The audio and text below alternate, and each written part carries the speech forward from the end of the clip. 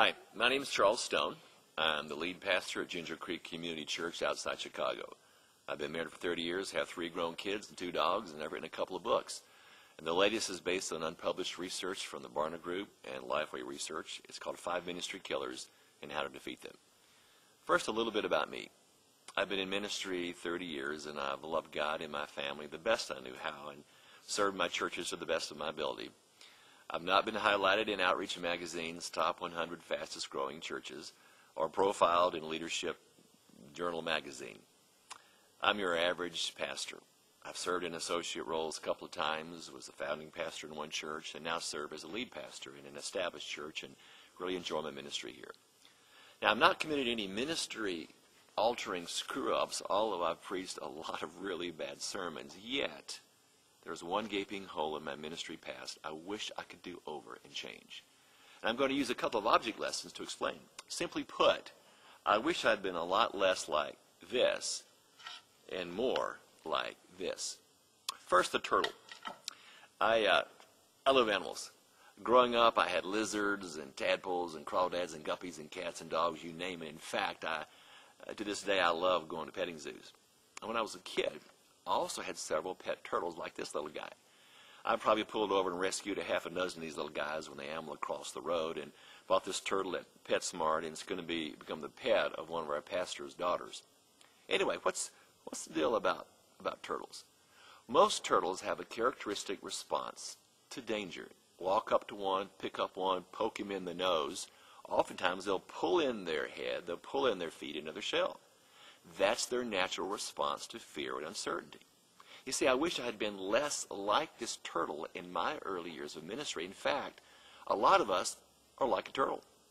The research Barna Group did for me revealed that half of all pastors are like a turtle in this way. When we face conflict, disappointment, or difficulty, we go inward to deal with it. We tend to handle ministry frustration alone inwardly. Now, we'll talk to God about it, we'll read the Bible, we'll mull over our frustrations in our minds. And I'm all for prayer and all for Bible reading. I don't mean to discount those in any way, but my tendency has been to bear my frustrations and hurts alone. Kind of like me and God can work this out. I pulled in, and when I've done that, I believe my heart was right, but for whatever reason, my personality tendency, my family of origin stuff, my fears of looking weak and unable to weather the current storm, whatever reason, I processed my pain and hurt usually alone. And it affected my ability to lead. It affected my ability to be fully present with others because I was too guarded. It affected my ability to keep my mind clear to sense God's promptings. It hindered my ability to teach and preach with freedom because this throbbing hurt on the inside sapped my focus and sapped my energy. So, if I could change one thing, it would have been to be less like a turtle in my response to the hurts, pains, frustrations, and disappointments ministry threw at me. Now, to change metaphors a bit, I want to use a toy. Not only do I love animals, but I love toys. Things that shoot or go bang or have a motor or a radio control, and I'm kind of geeky. I also like unique toys like this one. This is called a Hoberman Sphere. You can order these off the internet. A really smart guy named Mr. Hoberman invented it. It's a series of interlocking joints whose connecting pieces are scissor-like when opened like this. It's pretty cool. Much like the turtle, I was like this to others. Closed. Not mean, but closed, which to others I came across sometimes as distant.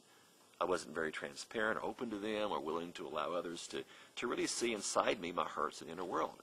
I tended to close off my inner world to people. Now, my wife knew me better than anybody, and we had a great relationship, and we talked, and we still do. But even from her, I didn't disclose some of my frustration and pain. I wish, rather, that I had been more like this to a godly, loving man or two. I wish that I had intentionally sought out a couple of guys who I knew loved me, cared about me, were willing to lovingly speak truth to me, that wanted the best for me. I wish I'd given a few men free access to my inner world. I wish I'd have opened up to let them see on the inside. As a result, I bore a lot of ministry disappointment and pain all alone. I didn't open up and didn't invite others in to help me learn from my hurts or process my pain or gain fresh perspective when ministry would punch me or help me respond in a more God-honoring way to problems. Call this person a mentor, an accountability partner, whatever you want to call it. It's kind of like Timothy having his Paul. I miss that. So if I could do over something, I'd be less like the turtle and more like this, inviting a few wise, trustworthy people into my inner world. Now, if I had done that, I believe I would have experienced much greater inner peace and less inner turmoil. As a result, I would have had more energy and wisdom and joy to serve God much more effectively and freely than I did in those early years. Now, here's my prayer for you.